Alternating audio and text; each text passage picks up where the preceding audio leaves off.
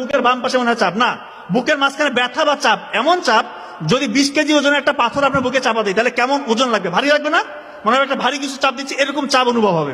সাথে এই চাপটা আপনার এই শোল্ডারে বাম হাতের দিকে ছড়িয়ে পড়বে, হাতটা মানে কপ কপ কপ কপ করতেছে, আপনার ওই সময় ঘাম ছুটবে, সাথে শ্বাসকষ্ট হবে এবং আপনার বই ভাব আসতে পারে এবং মৃত্যুর ভয়।